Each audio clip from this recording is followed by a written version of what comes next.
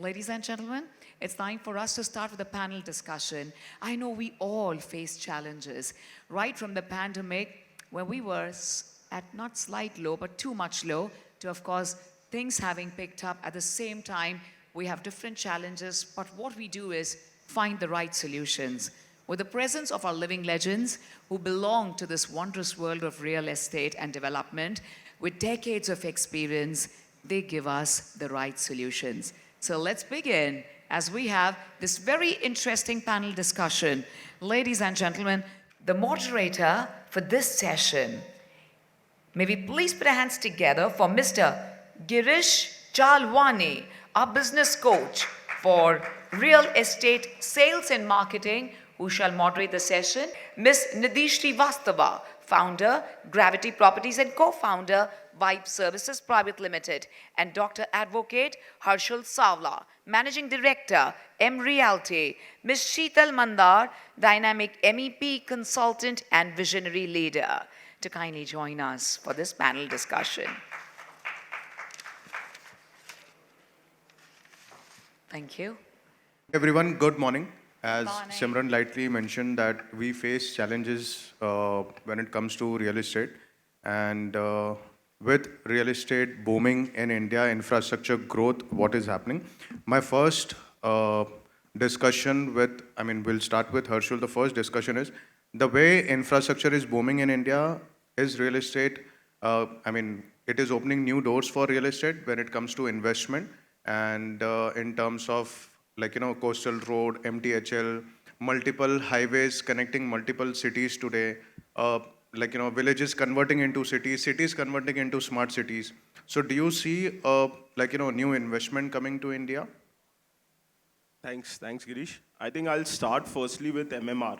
MMR, the population in MMR is almost equal to the population of Australia.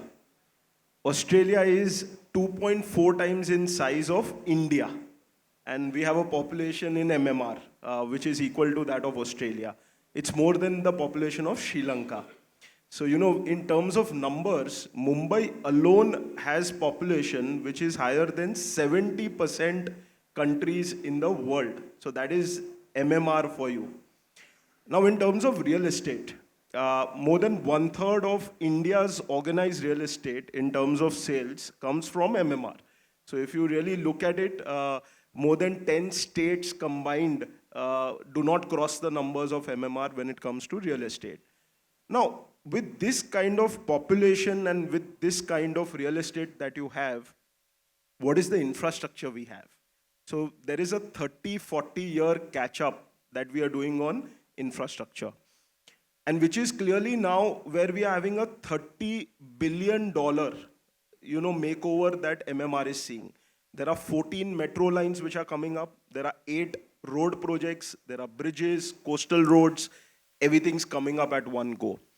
So I think that will clearly be a catalyst, because when you have to move a population which is higher than 70% countries of the world, you need that supporting infrastructure.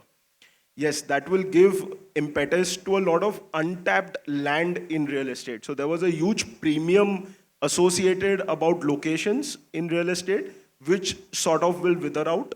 You will, those days, and it's a very bold statement to make, one Mumbai, one price will not be very far, except a few catchments. And this will take a few years, maybe a few decades, but we will get there. And see trends, right? Central Bombay was at 40,000, today average price is 50,000. Borivali was at 5,000, today it's at 25,000. So you've seen 5x growth in Borivali, which is a suburb of Bombay, and Central Bombay really is not grown more than 20%. So that's the power which infrastructure will really provide, but it'll not be immediate. So a lot of people are saying Atal Setu is opened, so Panvel will straight away match Sivri. That's not going to happen. But yeah, I think in a few decades we'll get there. Overall, if you see the potential, and since the mood is Ram Mandir, I'll give you an example of Ayodhya. Combined tourists visiting the Vatican City and Mecca is 30 million. Ayodhya alone is expected to have more than 50 million tourists in a year. So we are talking of a growth which is more than established tourist location. So we are seeing growth, and this is backed by infrastructure. You have $18 billion pumped in terms of airport, road, rail connectivity. Today, if you go to Mecca, the nearest airport is 75 kilometers away in Jeddah. While if you are in Ayodhya, the airport is quite close by. So I'm just giving you perspectives in terms of real estate growth, and this is what infrastructure will really do to numbers. There were only 17 odd hotels in Ayodhya. We are seeing more than 150 coming up. This is the tourist potential. A couple of developers from Mumbai have already launched plotted development schemes, and they did not even wait for a week also. And that's the kind of growth we are seeing. So yeah, infrastructure and real estate have a strong correlate, and I strongly see in terms of real estate, this will really take the economy at a large scale, not only in tier 1, but tier 2 and tier 3 as well. Thank you so much, Harshul. And this is one of the reason why I like Harshul on panel. I mean, हम लोग करोड़ों की बात करते हैं, he directly talks about billion, trillions, data, everything. Nidhi, what's your take on it? No, I think I completely agree with him. I think there's a lot of changes which has happened in the real estate, I mean the recent real estate. If we look back, I think today the real estate contributes almost about 7% to the overall GDP. So which itself is a figure. We're expecting that by 2024 it will rise to about 15% contribution to the GDP. That itself shows a lot of contribution with the sectorial changes are happening, and because of which I think the economy is growing. I think the stability, I think just to add up, while Harshul has definitely highlighted on what kind of infrastructure, I think why all of this is happening is typically because of the so-called, I think, political environment which is very stable in India. I think demography which supports the kind of development which developers are looking at this moment. And it goes without saying that I think we Indians are driven by sentiments, our own culture, the kind of progress which we want to make, not only for ourselves but for our families. I think it's a very positive trend which has been observed currently, and it will continue to grow like that in years to come. Thank you so much. While buying a house is sentimental, and developer, of course, look at location, they also look at the feasibility. I can guarantee you, Sheetal, being as an MEP consultant, we are all into real estate here, but Sheetal, I can guarantee 50% would not know what is MEP. I've been into real estate for 13 odd years into sales and marketing. I was educated about MEP 3 years back. Would you please highlight what is MEP and the importance of MEP in real estate? So thank you for asking this question. Am I audible? Okay. So for the interest of people who really don't know MEP, so MEP is mechanical, electrical, plumbing, firefighting. So it is very important services what we provide. So if I have to explain you in very simple language, so like you appoint architects for any project, you have to appoint MEP consultants for designing engineering services. So we design all these services like our work start right from the inception of the project. So immediately after you appoint the architect, you have to appoint MEP consultant for designing all these services. So these services, we start from all the calculations like water demand for the project, electricity requirement for the project. If it is air conditioned space, then heat load calculations we do. So our engagement in that project is right from the inception till the project is completed and handed over. And we cater to very important aspects like life safety and comfort for the project. And when we are talking about all these changes, like mentioned about the growth which is happening, and definitely as a MEP consultant also, we are also trying to cope up with this high demand of services required, because this is very niche field, and you need very technically sound people working in this field. So for us also, like if you ask in my case, I have doubled my manpower within last 2 years. I have opened one more office in Pune recently to cater this need. And definitely in our design also, we have to make lot of changes, and we are seeing a huge changes which is happening in the overall working also. We are making lot of changes. Like right now, many developers are going for BIM, that is Building Information Modeling.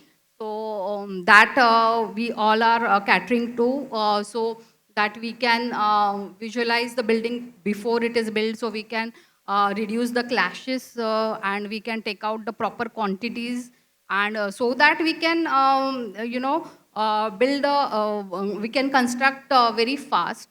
So all these changes we are doing, even in MEP wise, we are going for latest technologies instead of traditional cables like we used to have for 120 flats. Suppose we used to like put so many 120 cables in one duct. Instead of that, we are now using technologies like bus duct. So it's a very live bus bars in a small unit which are going in the ducts, and you are just taking tap offs from there. So all these latest technologies we are using. We are using prefabricated things so that the construction happens faster. So a lot of things have changed with this, and even developers are very much open for going for all these technologies, and we have seen a lot of changes because of all this growth. Thank you so much, Sheetal. I can guarantee few of them would have still not got it because it was a bit technical, but I think we should get back to you on this. My next discussion. I'll actually, Sure. sort of add to where, she was highlighting. The first professional set of professionals which came to highlight in real estate were the design architects. So, design was laid a lot of importance. There was the second league of professionals. The entire last decade belonged to liaison architects. Because, getting all these approvals, old DCR, usable carpet was their forte area. This decade and the coming decades will be of RCC consultants and MEP consultants and fire consultants. The reason is very simple. We had an FSI of 2, 3, how much you could build. Today, your average FSI in Mumbai is 6 to 7. You are making 150 meters, 200 meters high-rise structures at the drop of a hat. Every micro market has at least 30 buildings which are at 150 meters, 200 meters. Now the single most important point over here will be your services.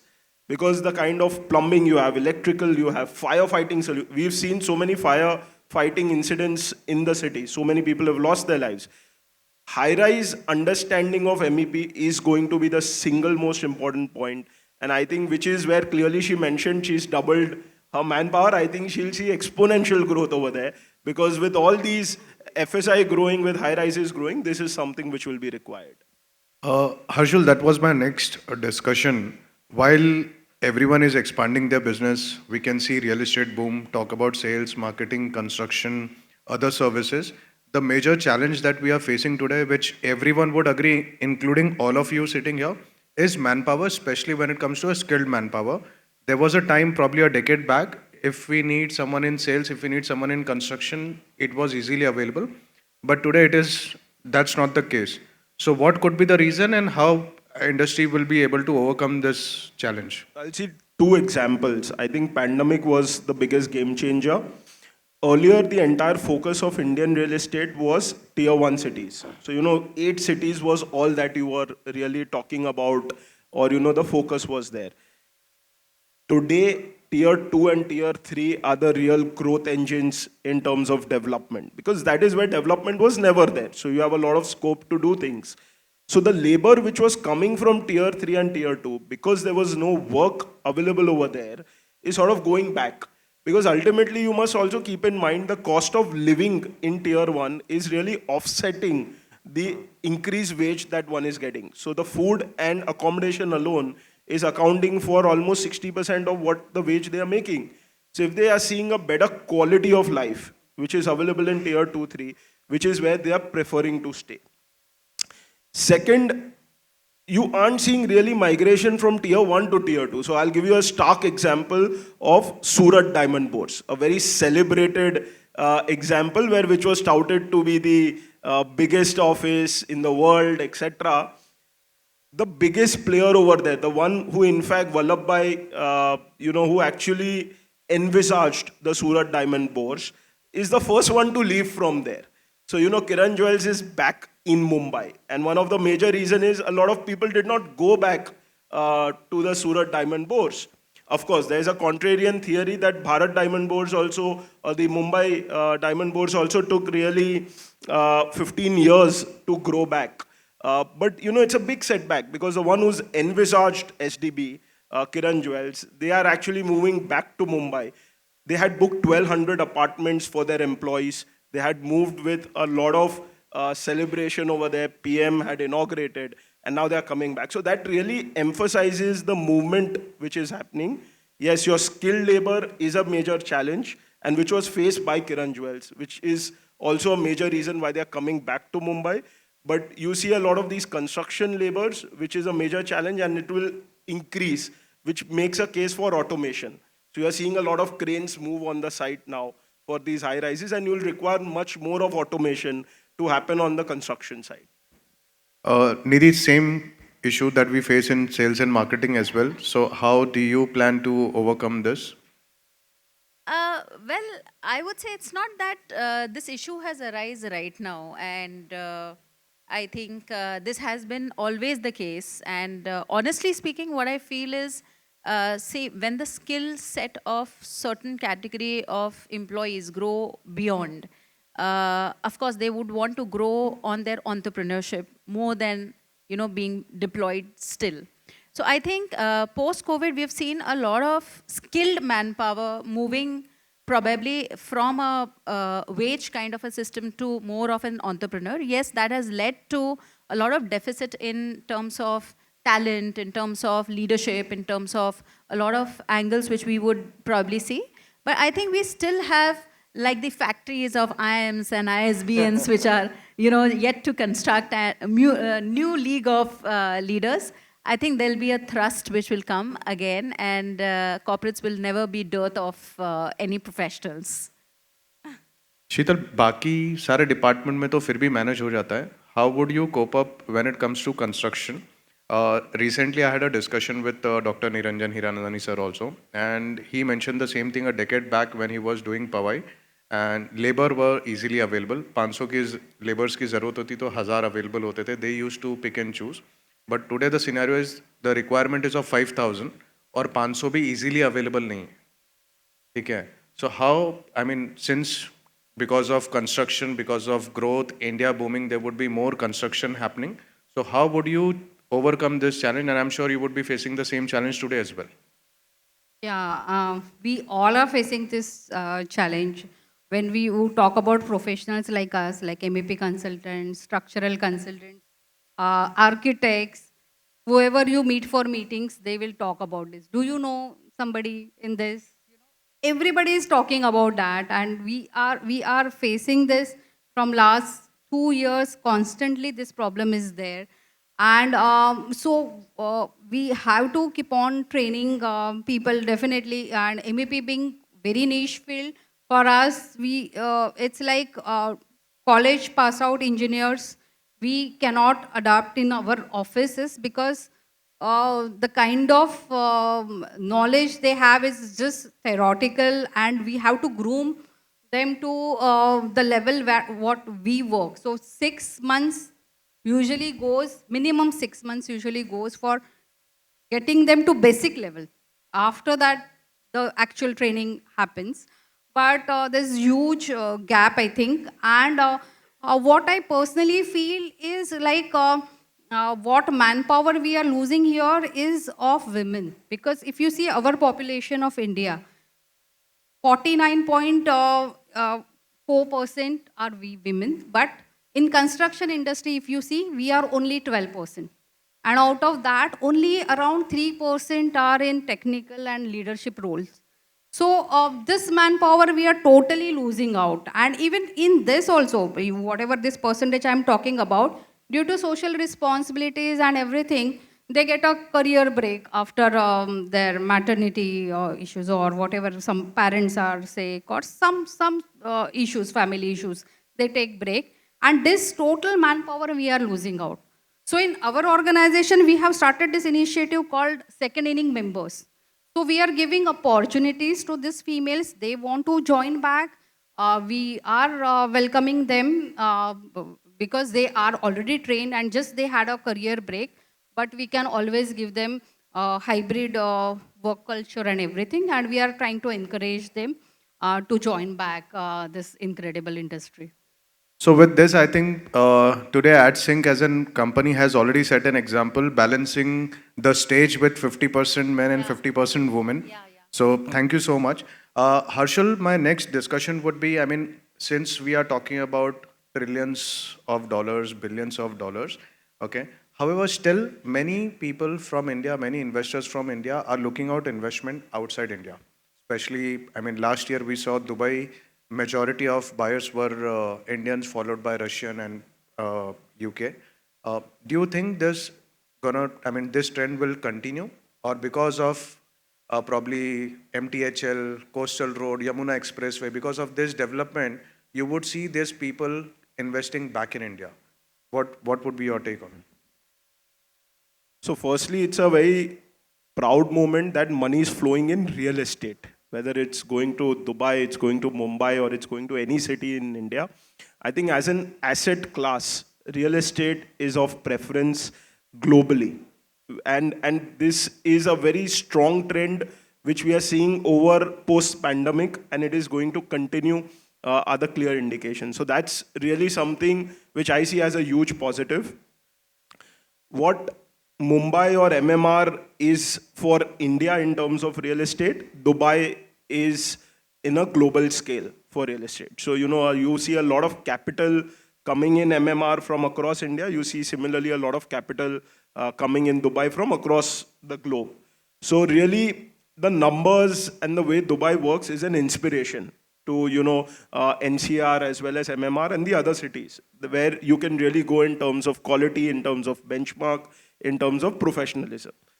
Of course, it's a two-way street where you need a lot of bureaucracy support and a lot of political support also to be where Dubai is in terms of practices, because there's a lot of dependency there. On numbers front, I think in India there is a frenzy right now for real estate. Look at the numbers of NCR. I mean, people are queuing up overnight. You are seeing billions of worth of real estate in a project which is flying out in 72 hours. And these are real stories. Godrej, DLF, all these people are really cracking it out. In MMR, what you are seeing right now is progressive growth. So there is a rise of demand, there is a rise of supply, and there is a rise of price point as well. So when these three things rise, and it's very rare in any market where demand, supply, and pricing, all three are rising simultaneously. And that is really the India story today. And this is very parallel to your financial markets. So we've overtaken Hong Kong in terms of being a larger, stock market. Our Sensex, I wouldn't be surprised if it reaches 1 lakh point. Nifty's crossed the barriers.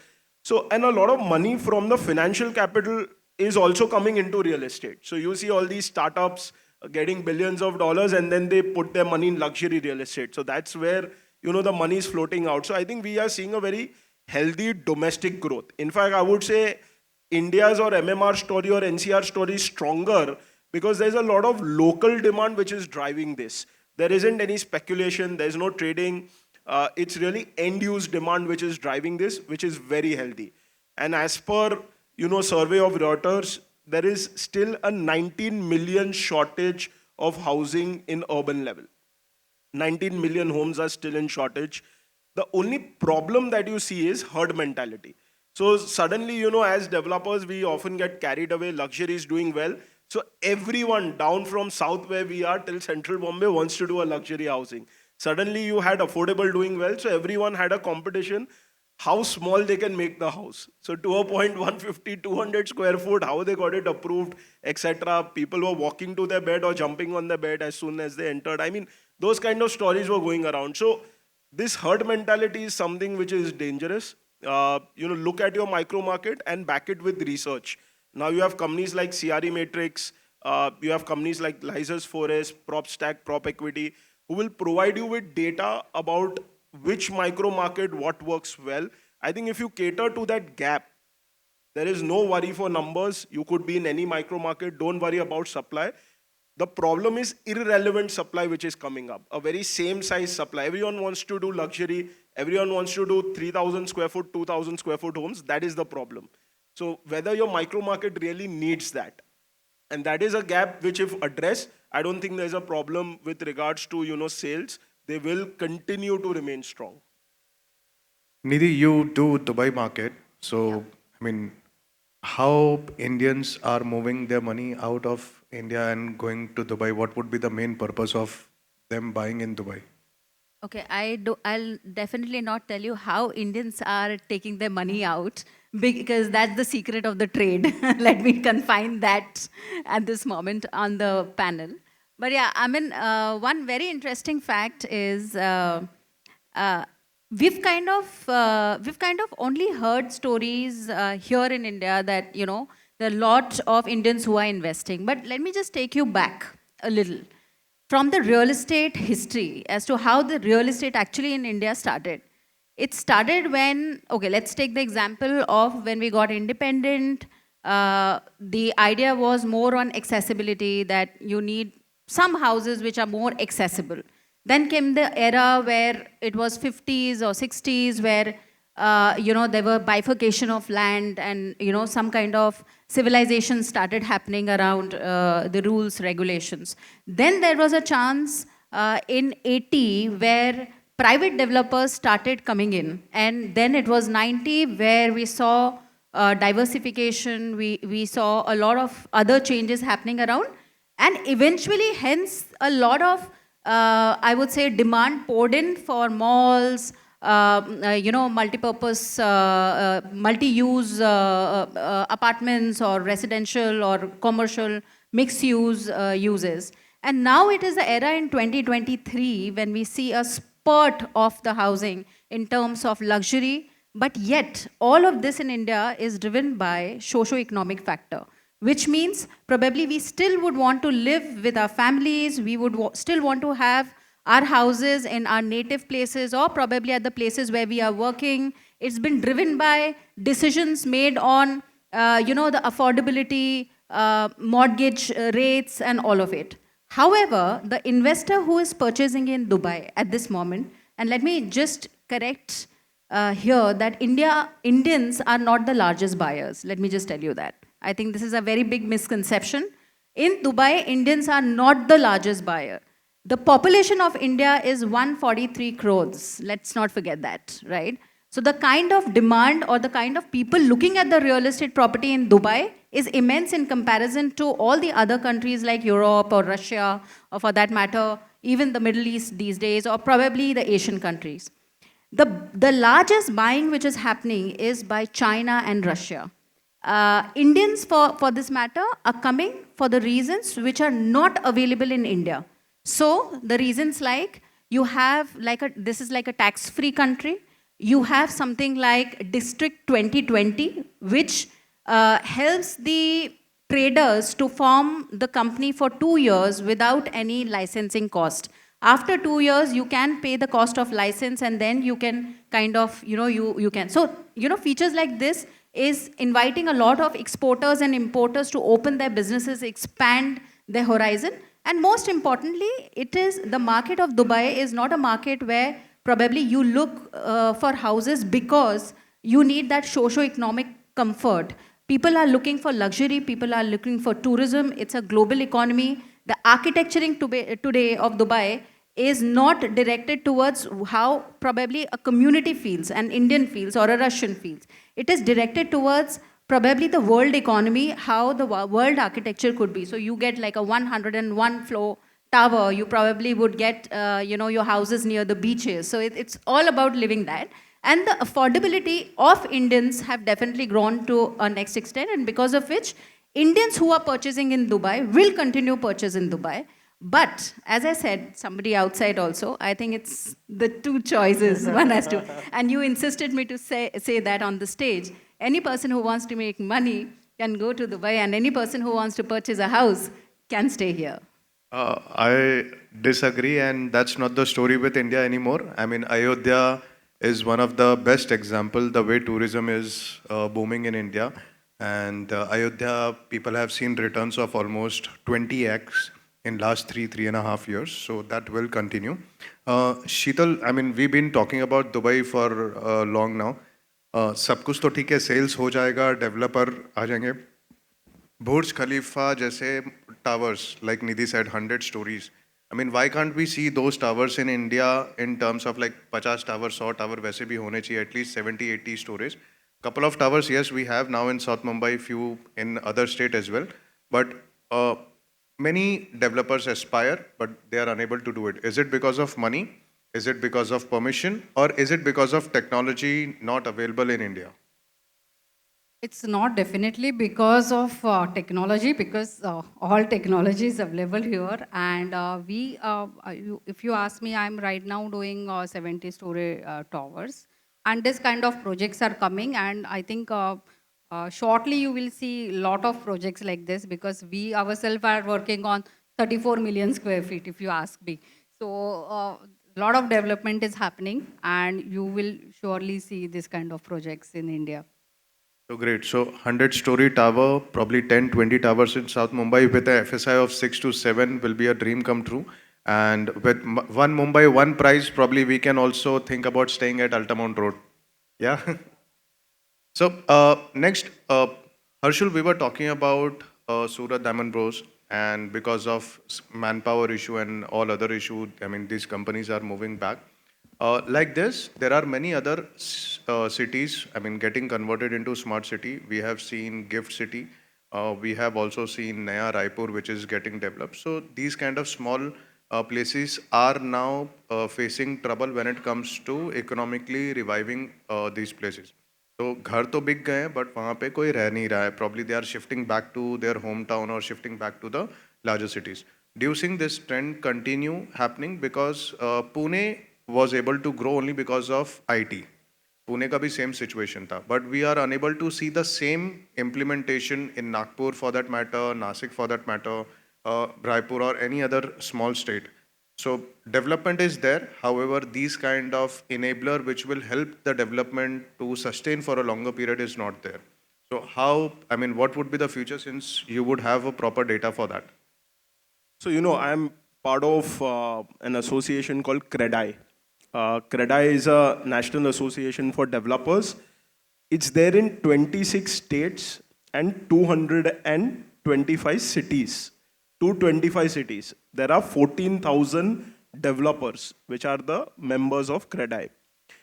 Now, if CREDAI has its chapters in 225 cities across more than 20 states, it implies that there is development clearly happening in all of these, because to start a city chapter, you need at least 30 developers to start a chapter, principally. Now, if you look at any city growing from real estate perspective and being inhabited by people and growing per se, you need three things. One is, of course, an organized development arm, which is now being made quite available.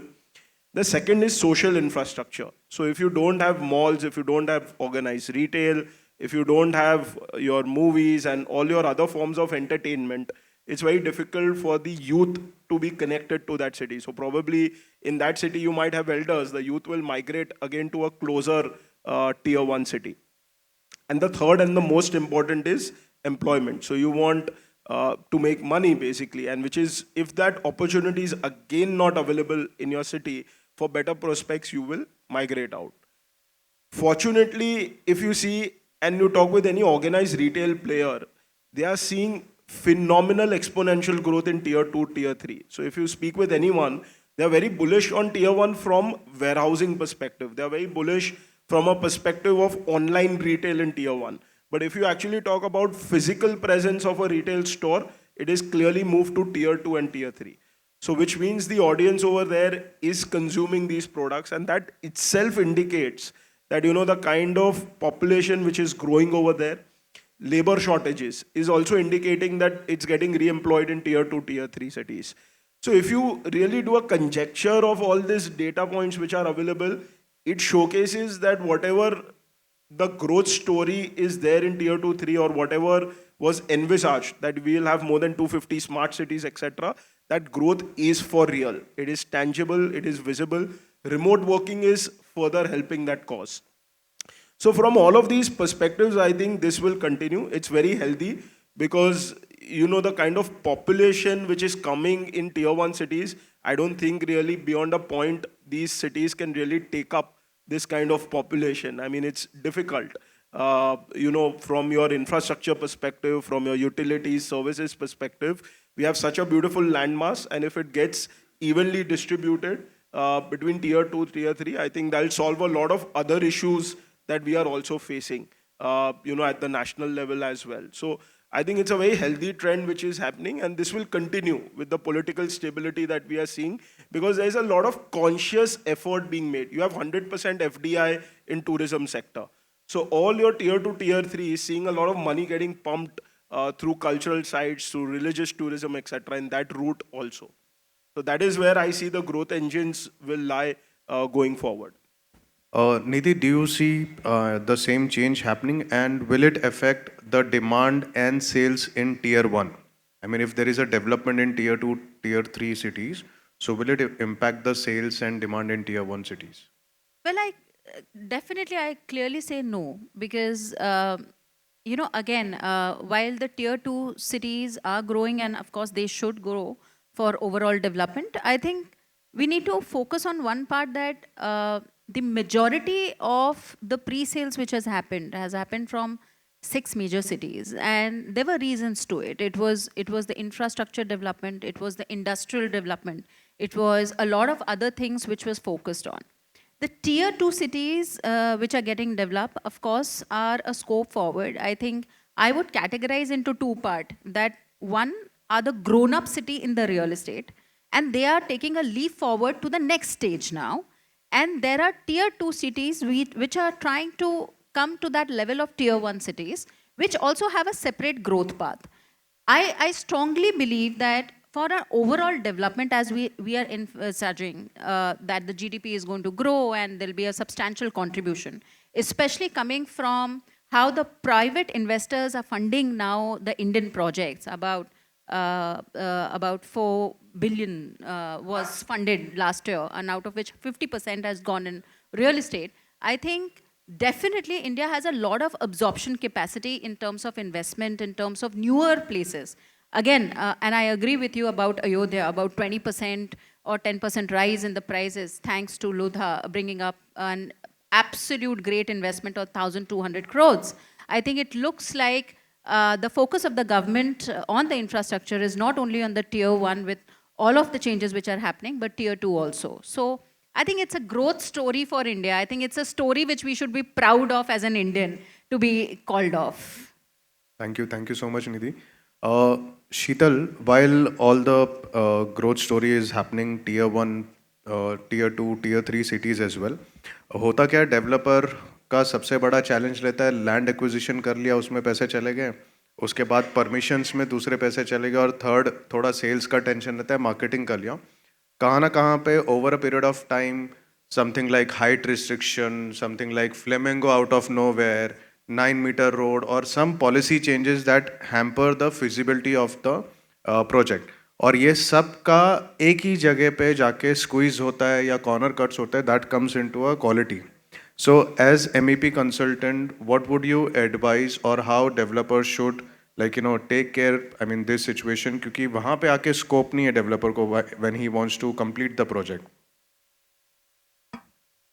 Thank you for this question. We always have this tough fight with developers especially about the cost. So whatever technology we propose, we have to look at it in that perspective. We have to show, okay, if we go for this traditional thing, this is the cost. And if we go for this new technology, what is the cost? But right now, if you see in developers also, now next generation has taken over. And they are ready for the change, and they are brainstorming and looking at different technologies. And definitely even our rules and regulations are getting stringent. If you see our latest fire NOCs, they are taking care of a lot of aspects and they are making a lot of things mandatory. So they have to do this. So that is making us our life easy because we are able to convince in a better way because it is also written in fire NOC and they have to comply with. And I think fire and safety is something which you can't play with. You have to give, these are the basic things and you have to give it. And I'm sure many of the developers are doing this and we are right now not facing any challenges there. And cost, whatever is basic, you have to give it. There is no other way out. But yeah, always challenge is there, convincing, but at least the people with whom we are working with, we are happy, we are able to convince. Even my projects, which I'm doing in Mira Road, that kind of areas also, we are able to convince our clients to go for technologies like bus truck rather than going for cables, which is a fire hazard, you know, and people are accepting it and going ahead with it. Great. Now, before I give this stage back to Simran, my last discussion would be on technology and automation that is happening in real estate. So, Harshul, I mean, you've been talking about it in your research and probably many other articles as well. So, in real estate, what do you foresee? मतलब आज से 10 साल पहले अगर किसी को developer को product design करना रहता तो 4 चैनल पार्टनर, आजू बाजू के लोग और 4 पुराने क्लाइंट को बुला के 12 जन का discussion hota, but that's not the case anymore. Still, they prefer offline discussion with top channel partners in micro market to gauge the current trend. But how technology is evolving and how it is helping developer in terms of having a better experience in terms of feasibility, project acquisition, execution, be it redevelopment or a freehold land. Great. So I'll tell you a simple example right from your land acquisition, where earlier people just acquired any particular micro market. Now there is a conscious effort of research being done pre-acquisition. In a very one line, I would explain to you how technology is really touching real estate is a simple soap. You know, you say a Lifebuoy or a Lux or any soap which is made, there's more than 50 crores that is spent on an average on market research. We are making a home of 50 crores, but how much money are we really spending on doing market research before doing, you know, the design of the project or before planning the project or the acquisition of the project? I think वो आज भी mindset है हर्षुल को phone करेंगे ये report free में निकाल के दो ना. So I think, you know, that is really, which is the starting step. And thanks to technology, today data mining in real estate is possible. There is data analytics where from RERA, from registered data which is available in public domain. So every flat that you buy is a registered document which is available. RERA puts out all the data across India really on the websites. You just need that AI tool which can map out all that data. And thanks to that, you can really get out so many insights, whether even it is worthwhile taking. It's like cricket, where, you know, you don't have to hit every ball for a 4 or a 6. They often, commentators applaud a well left also. So there are certain balls you have to leave. Similarly, there are certain plots which you should learn to leave. I mean, that tendency that I want to develop everything that comes to my office has to go out, and which is something where you know, technology will play a big role. I think if that is addressed, we have professionals and consultants who will really guide us on all the technology which is available for all other functions, including sales. But really, it's the start. And if you get the start wrong, you know, the others will not be able to cover up the blunder that you've already created at the beginning itself. Nidhi, I mean, how do you use technology or how do you foresee in sales, especially when it comes to automation?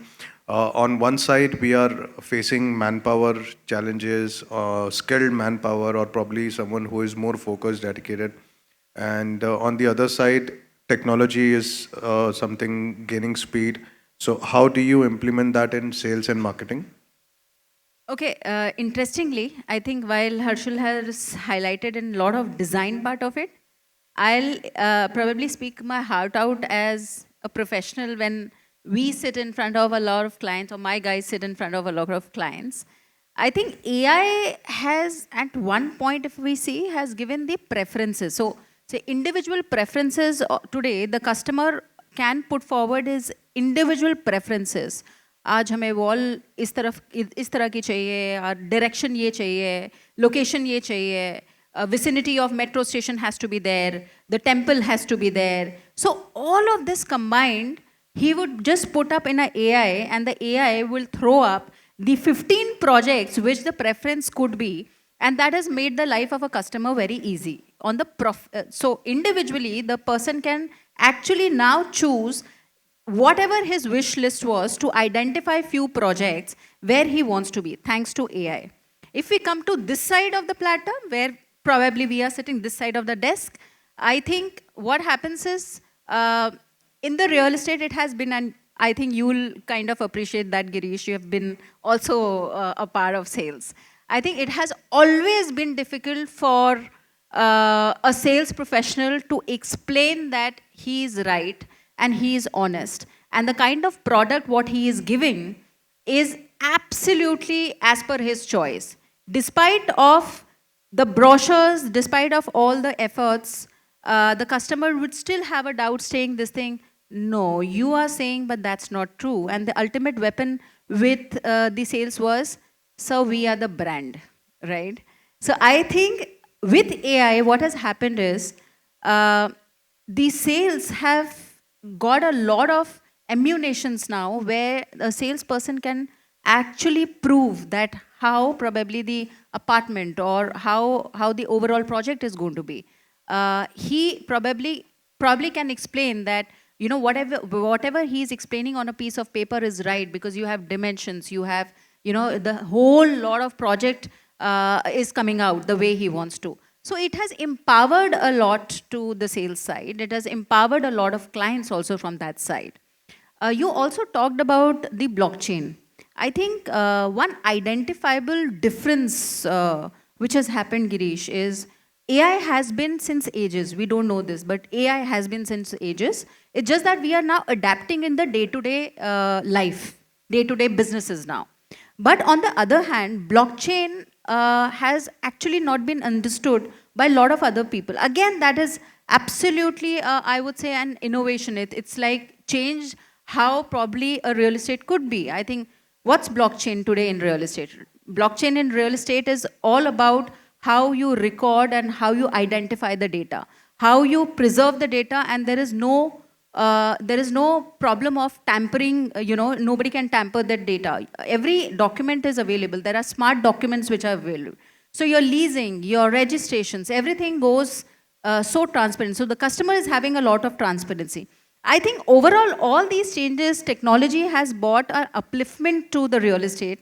Real estate, which was a very unstructured field, I think has become like a very structured kind of an institution or probably an industry today. I think this is too much empowerment to real estate. Thank you so much, Nidhi. One statement that you rightly said, while sales people used to attend clients, सब कुछ बोलने के बाद जब वो doubt दिमाग में रहता था client के, तो वो एक ही चीज बोलता था, we are brand. I mean, I was employed with Lodha a decade back, and I remember this statement. I mean, I was the one using this statement. But recently, when it comes to automation sales, I'm implementing in one of the developer, from Navi Mumbai. From pre-sales to client, मतलब indexed app live हम लोग रखते हैं. So it is not something that we are tampering with data or inventory. Sir, ये available है नहीं है. That's how data is helping us, or probably technology is helping us in sales. Pre-sales, I mean, all digital marketing that we are doing, the way it is being automated, the time when lead is generated, the client get brochure, all the details immediately on his WhatsApp. अगर वो interested है, further inquiry कर रहा है, the feedback goes to Google and Facebook immediately on live basis. The time salesperson is attending, वो client sample flat देखा है कि नहीं देखा है, that get recorded, and all this data is getting stored in CRM, and hence the next round of marketing. So marketing cost, I mean, I was talking to Pramod ji outside. The marketing cost for few developers has gone to 5 to 6%. Direct marketing has gone to 2.5%. Trust me, with the entire implementation of automation, I am able to achieve a marketing of 0.75%. Yeah. So that's how automation and technology is helping me, at least in sales. Sheetal, how you are able to implement this technology in construction, and what do you foresee? I mean, since we also spoke about skyscrapers, MTHL, I believe I was able to learn that for the first time we are using Japanese technology where, we are talking about steel getting extended beyond the concrete walls. So I'm sure these would be similar technology used by international contractors as well. So do you see these kind of technology used by other developers, and also how automation will work in construction?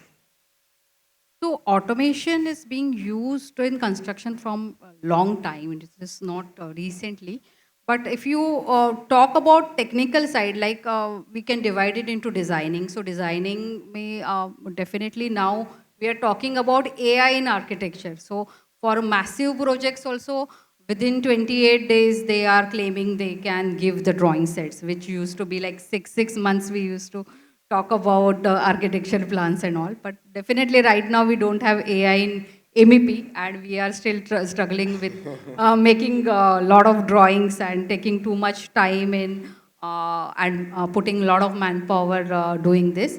But definitely we are using a lot of IoT, so Internet of Things. So that is something which we are using in our projects. Like I can give you a small example. Like for landscaping, you have a sensor where if you that sensor will detect if moisture is sufficient or not, and based on that only watering will happen. So because of this IoT based products, we are achieving sustainability also. So we IoT is a boon, and it's a tool how you can use it. So we are using it in a lot of products we are using, and a lot of in BMS we are using IoT, and we are giving more efficient and smart buildings now than earlier because of automation, sensors, and data analytics, what is available now. So that I completely agree. Floor plan layouts ये सब तो बहुत easily available हो गया है. पहले 6 महीना लगता था. So recently I was interacting with House of Abhinandan Lodha. They are selling land. तो मैंने बोला यार मतलब I mean just inquiring it. So मैंने बोला यार लैंड बेच रहे हो, इस पे मेरे को अगर विला बनाना है तो उसका फ्लोर प्लान कैसा रहेगा. I am interested in 3 BHK to get it develop. Within 12 hours मेरा स्पेसिफिकेशन दिया हुआ bedroom size, living area size, what they were able to produce. And when I asked who is your architect, बोला sir we have in house AI software जहाँ पे हम लोग आपका specification डाल देते हैं, and that AI gives us the layout, and that's what we share it with the client. So yes, technology is helping.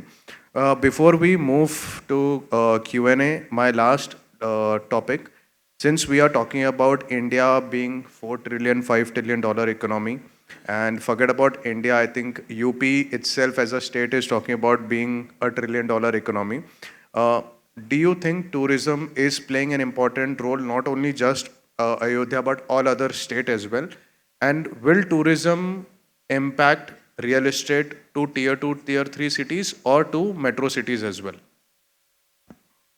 So Girish, tourism contributes 7% to India's GDP presently, and which is very low if you look at a global perspective. 7% is also what Indian real estate sector contributes to GDP.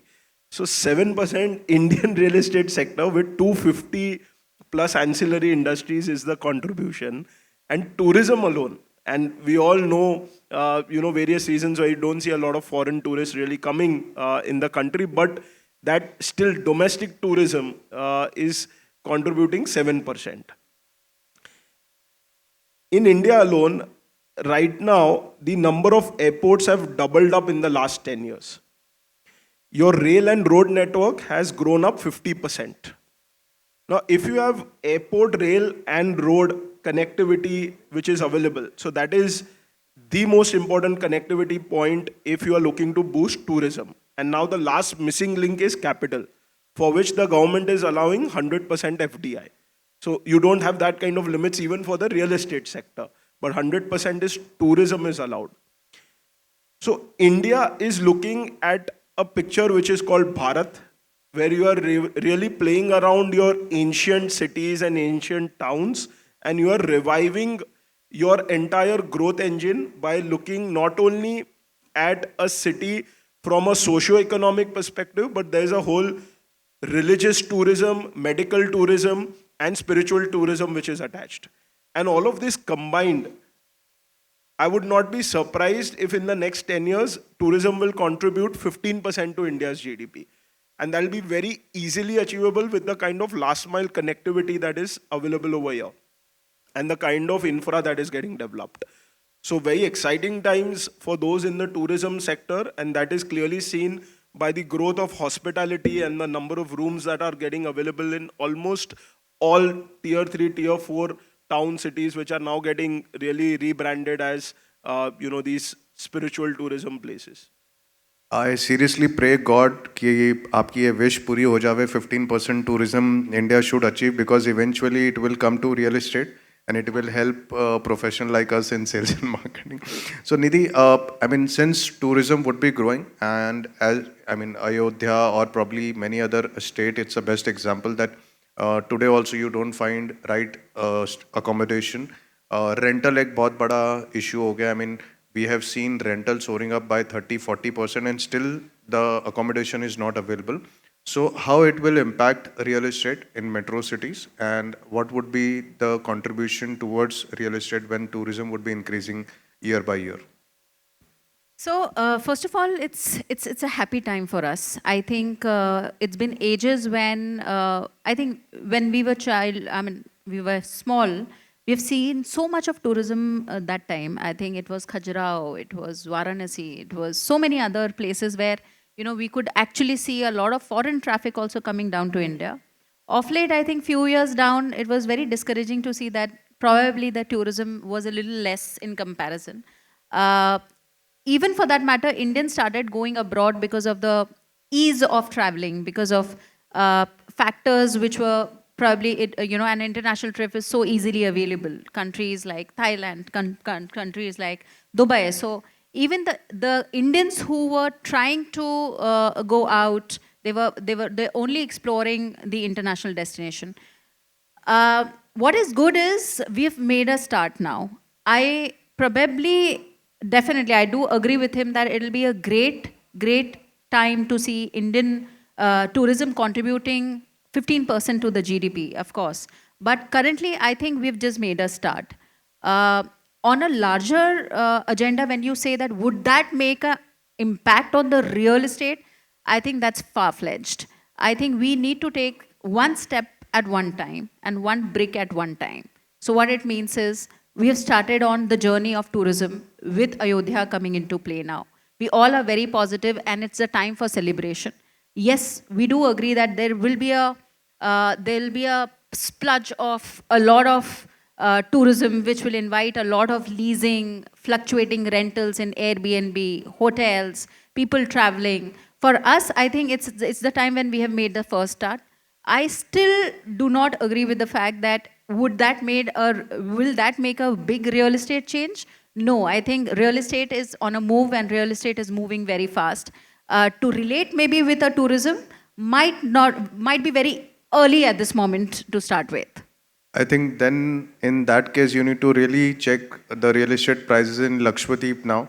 Oh yeah, oh yeah. एक visit से मतलब tourism, real estate, Taj has landed, so that has really changed. I believe tourism will play a crucial role for real estate. Yes, it should definitely play. That's what I said, that one step at one time. I think happy for the tourism happening in India. Sheetal, with lots of construction happening, how a consultant like you or even the construction industry will cope up? I mean, without skilled labor, without probably developer implementing technology at large, how you will cope up? So definitely we all are facing challenge of manpower, like I said earlier. But we are collaborating with different professionals and different agencies and trying to deliver to this added challenges. Because right now, if you ask me, we are we have to construct also so much. At the same time, what we have pledged for by 2070, we will be net zero. So for us, like MEP consultants, it's a balancing act because so much is construction is happening. You are adding to carbon footprint at the same time you are pledging for net zero by 2070. Lot of developers are pledging by 2030 they will be net zero. So for us, it is very challenging times when we are designing all these services. Definitely, that's why I said we are collaborating with a lot of people and we are trying to give our solutions. All right, thank you so much. I thank all the panelists and hand over stage back to Simran. Thank you. Thank you so much, Girish Chalwani. This was absolutely, truly a very, very important, at the same time, need of the hour, especially the topic. But I know the conversations went on for a pretty long, ladies and gentlemen. I think there is a huge roar of applause. Maybe please give it up for the moderator of this very brilliant session, Mr. Girish Chalwani, the business coach for real estate sales and marketing. I'm going to request all of you to step forward for a group photo op.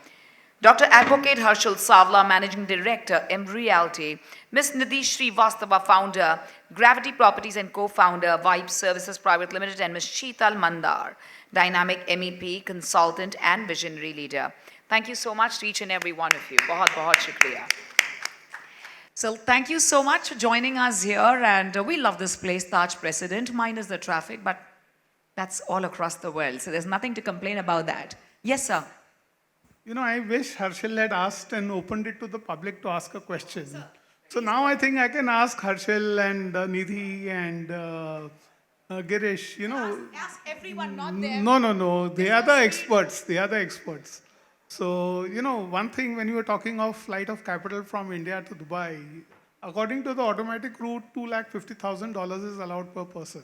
And, Modi ji just softly banned, the celebration of weddings and all those kind of things outside India. He's saying that you must do it in India and keep the money in India. Yeah, so what happens in case something like this is installed for, investing in Dubai? As you rightly said, it is a trading place. It's not for a home. So if there is some, I will not say a ban, but if they recommend that, why don't you invest in India? Will the property prices go up further? If something like this comes up that invest in India and why do you want to invest there? यहाँ भी तो इतनी कमाई है. आप ही बोल रहे थे कि आप देखो 20%, 40% सब जगह भाव बढ़ गया है. तो उतना ही पैसा इधर भी मिल जाएगा. Join us here. Whoever.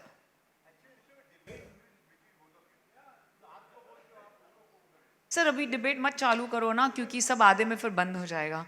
अब डिबेट मत कीजिए, मुझे डर लगता है. मुझे पता चलेगा I'll be kicked out only. Debate मत कीजिए, प्यार से डिस्कस करते हैं. Everyone has a different perception and we respect that. हाँ sir, I know sir, I'm just kidding. हाँ, and you also had a point of view. Dipesh, sir, please go ahead. So, hi all. Hi. Sorry, Good afternoon. Just a sec. Sorry, guys, but the moment Arba sir comes, please don't feel offended. I'm going to immediately take off because I need to rush too, just the way we all need to rush. So I'm just going to excuse myself and. Okay, so since this is a beautiful real estate conclave, I'm going to ask Harshal and Nidhi that what is very, very exciting. Of course. Okay, sir, there is two factors to it. Number one, understanding how things are happening on the payment side, because there are restrictions to transfer funds from India to Dubai. The kind of property payment plans which are designed by the real estate developers of Dubai are segregated in such a manner that the payments are restricted to only and only about 25, maximum 35% of the property value. However, if there is certain properties which are valued more, then of course there is a restriction and there is huge taxation, but government has also made some way out to take out funds via huge taxations as well as some kind of RBI guidelines and approval through bank. So that's absolutely true. While there is a restriction of transferring the funds from India, Yet, the government has given a way out in terms of, in case if there is an emergency and there the funds needs to be transferred, it needs to be properly declared. There has to be quite a high level of taxation which has to be levied on that, and several other declaration, but it is quite possible. Thank you for this, and we understand that it is allowed. But my question is कि when there is a soft ban कि weddings नहीं करो, पैसा India में रखो, तो आप अगर आप ही बोल रहे थे और आप बोल रहे थे सर कि इंडिया में आप देखिए भाव कैसे बढ़ गए हैं एमएमआर में और सब जगह 20-40%, तो दुबई में भी आप ट्रेडिंग करेंगे तो उतना ही कमाएंगे ना, तो इंडिया में क्यों नहीं इन्वेस्ट करते हैं और वहाँ क्यों भेज रहे हैं पैसा? तो इंडिया में ही अपने प्रॉपर्टी प्राइस अपने जितने भी बिल्डर डेवलपर भाई हैं उनको ही 2 पैसा ज़्यादा मिलेगा, आप उधर की कंपनियों को कम के दे रहे हैं। हाँ प्लीज़। जैसे सर मैंने आपको पहले भी बताया था, I think India real estate is, I always say that it's far better, it's your own land, the money is here, there are beautiful projects, destination. But एक चीज़ सब फैक्चुअल है, if you want to have investment in Dubai, you getting, most of the people do it for purpose of golden visa. People do for residency because you get residency visa in as less as 1.7 CR today. So अगर आपको resident बनना है, अगर आपको golden visa लेना है, अगर आपको ट्रेड करना है, और या फिर और पर्पस बहुत सारे हैं, जैसे कि आपको when you want to have a business out there, I think that are the 90% reason why people invest outside. I think it's a very fair answer. Thank you very much for educating us. And my friend here is launching a real estate fund 50,000 crore का, भैया उसमें से 5 crore तो दे देना मेरे को तू. That's a good joke. Anyway, we've launched a fund. Size will vary as times progress. Okay, one very exciting aspect of real estate, since you touch many aspects, and it was quite a good conversation. I must congratulate both of you all, for this beautiful conversation. All of us who are present in this audience, everybody is part of this great gathering. One great aspect of real estate, which should be very, very exciting for all of us, is current turnover of real estate is 200 billion of India. As per Deepak Parekh's statement, Sir Deepak Parekh's statement is 1 trillion by 2030. And this was almost 8 months ago. Post this, what has happened before 2 days, I think this number is going to go really berserk. We are touching 5 trillion very soon. So very, very exciting times for all of us. Profits will be 5 times minimum or much more. So this is one aspect I thought, we should have really touched. Great infrastructure, great economy. We are expecting very, very happy times for all of us. I only tell everybody, just keep your horses tight. Keep your company's reputation top class. Money will flow in. And good team. That's it. Automatically things will happen. Give you a number. China is one of the largest real estate market. Last 2-3 years have not been very great for China. Absolutely, all of them went bankrupt. There were suits of bankruptcies of developers, of banks, etc. In the worst year of China, the amount of real estate they built, the amount of real estate they sold. And ever since independence, India's got the best real estate year, right?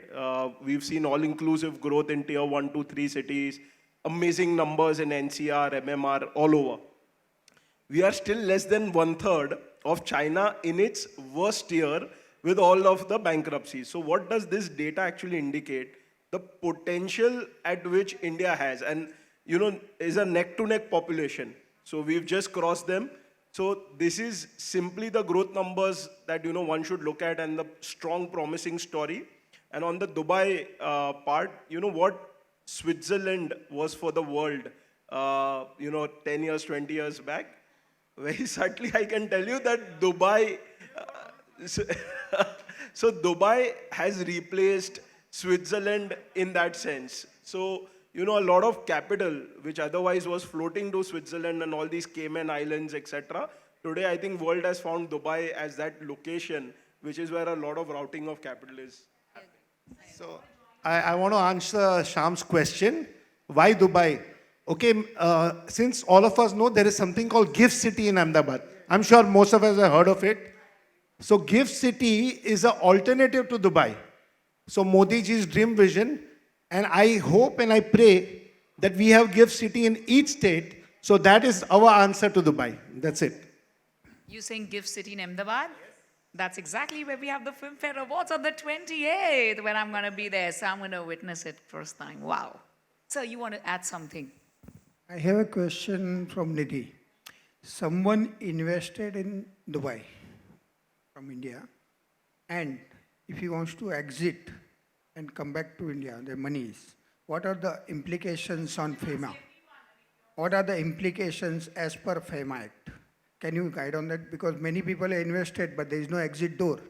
So, कितना उसको फटका लगेगा ये थोड़ा सी आप करिए, because everyone is poaching a Dubai, invest in Dubai, that's fine. But there are, not everyone wants to invest there, but they, so this is my question, please.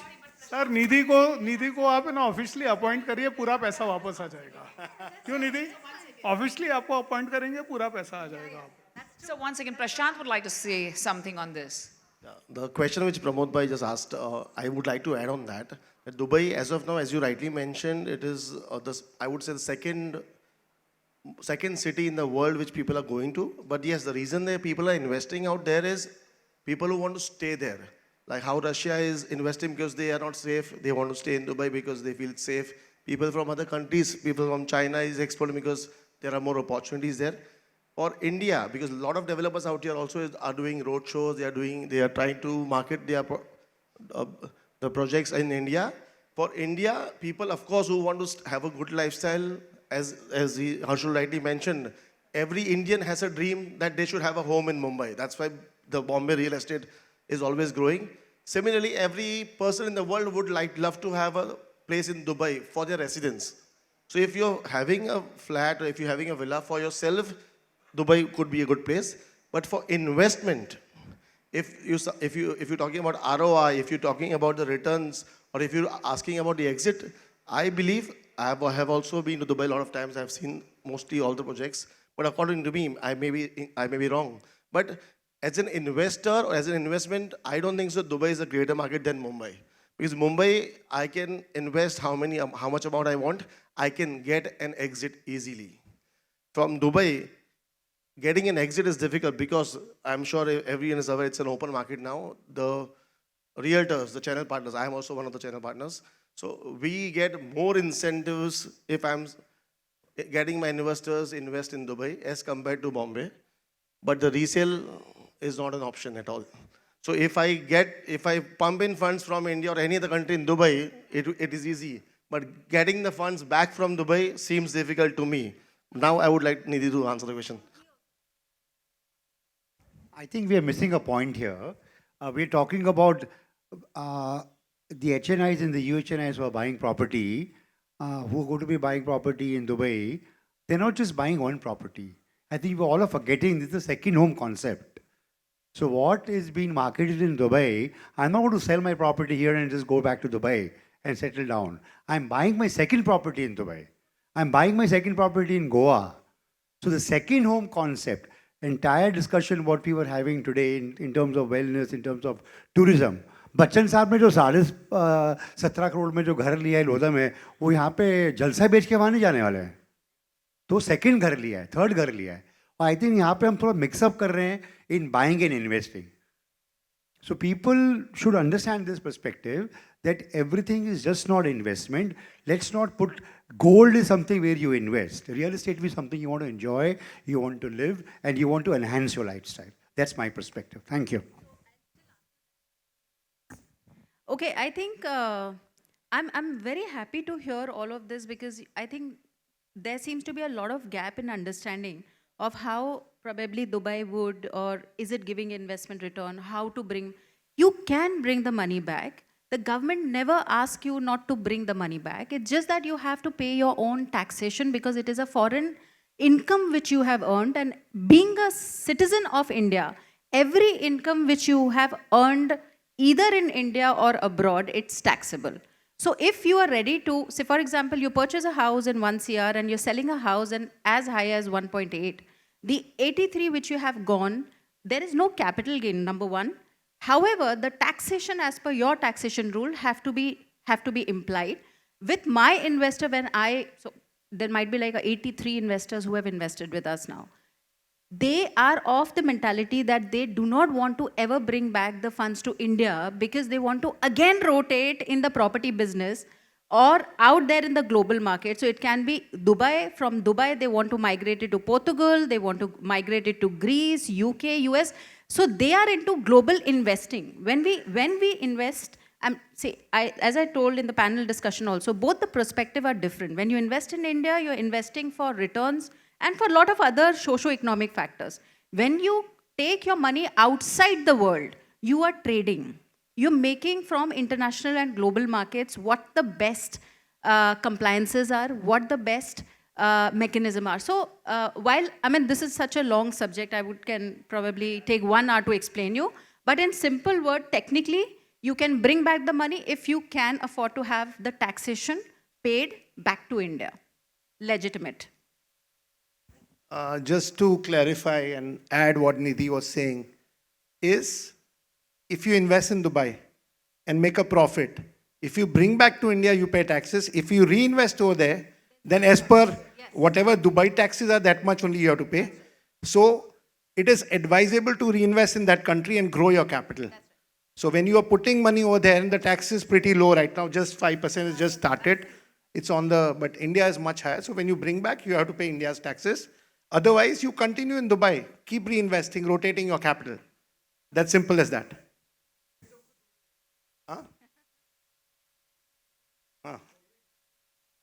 So Indian market, there's nothing like Indian market. Let me tell you, my friends, as Harshul said, we are way back than China, and China is going down. This is our golden era. We have the best prime minister ever in the history, right from the freedom till today. And let's enjoy, let's support this government. And as I told you, just make a good team, have a good reputation in the market, you're going to grow. Whatever business you're in, doesn't matter. Real estate is one of the best sectors, but other sectors also grown to go exponentially, according to me. But the best part is in India, in any amount you can invest. But in Dubai, definitely everyone cannot invest. So I think India is the best opportunity to invest. Even for the 2-tier, 3-tier cities growing now. So I think future is Pune, Bangalore, Ahmedabad, I can say Indore, and now the Ayodhya. So I think 2-tier, 3-tier city is good to invest. This is my observations. Thank you. Arbaaz भाई किधर हैं यार? कब तक हम बात करेंगे इधर? दीपेश भाई आप भी बात करो यार. नहीं, निधि को सुनेंगे थोड़ा. No, we are going back educated definitely with this team that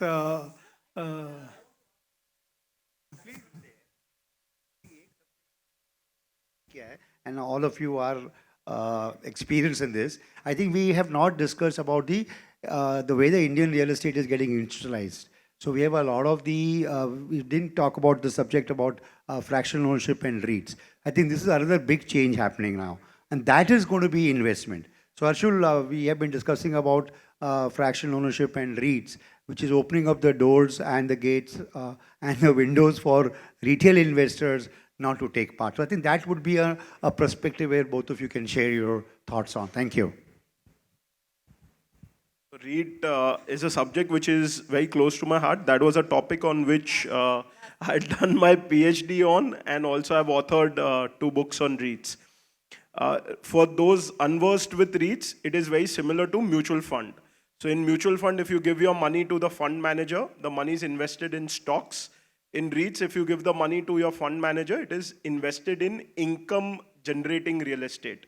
So income-generating real estate is nothing but real estate which is leased out. So it could be a hotel, it could be a hospital, it could be an office space complex, it could be a mall, it could be a service apartment building, it could be any real estate which is generating income. This is a 60-year-old concept which originated in USA. So almost 80% of real estate in US is held by REITs. In India, it is 5 years old. So we have 3 REITs which are successfully listed on the SEBI, both Sensex as well as Nifty. SEBI takes care of the entire REIT mechanism. So this is, you have the Blackstone Embassy REIT, You have the Mindspace, again, Blackstone has backed it along with Raheja Corp. And then you have the Brookfield REIT, which is there. So you have these three REITs which are already there. Principally, instead of listing your entire business as a real estate company, you can choose to list a project. So REIT is nothing but your project, which, for example, you've made an office space complex. You can, lease it out and then list it out. So because there are challenges while you are listing your company today, right now, real estate companies are doing very well when they are listed, but the experience of last 40 years hasn't been that great because one bad project, one wrong land call, and the entire company's valuation on the stock market takes a beating. Also, every 3 months, reporting to the stock market about your growth in real estate is difficult. You close your eyes, you open, and a quarter washes out in real estate. So very difficult to match up to how your FMCG companies or durable companies work. But nevertheless, REIT is a great avenue for individual investor. Now today, imagine if you want to buy a pre-leased property in Mumbai, where we are, you would need at least a couple of crores, at least 4 to 5 crores to buy a small real estate which is leased out. God forbid that goes vacant, you have to chase a lot of brokers to either lease it out again or dispose it out. There's liquidity issue. Now with real estate REITs that are there, real estate investment trusts, even with a capital as low as 50,000 to 5 lakh rupees, you can put your money on a leased out real estate. You will get 90% of the rental income to you in the form of dividend. This dividend comes to you tax-free because it's already taxed at the entity level, and you can enjoy, and whenever you want to dispose this off on the stock market, you can dispose of your asset by a click of a button. So it gives you an advantage of shares. At the same time, it gives you regular rental income. Your capital requirement is not much more. Today in India, the biggest challenge is REITable assets, because in India, we still have a trend to sell commercial real estate on a strata basis. So we have a trend of selling 5,000 square foot offices, 500 square foot offices. No one really is building grade A commercial real estate which is REITable. But those trends are again changing. We are in the financial capital of the country and quality REITable assets are coming in. India is just at the start story of REITs. So we just have, for office space complex, we just have 3 REITs. The future is large. You will see warehousing very easily adapting to REITs because that is where your returns are really high. You will also see a lot of these malls converting into REITs. So during the pandemic, Prestige, really sold a huge portfolio of its malls, more than 24 malls that they had in their portfolio. They disposed of to funds. Ultimately, funds will have an exit in the form of REITable assets. So REIT is a concept which is extremely safe, secure, and regular income generating. And I think that's the way real estate investing will evolve in our country. Thanks.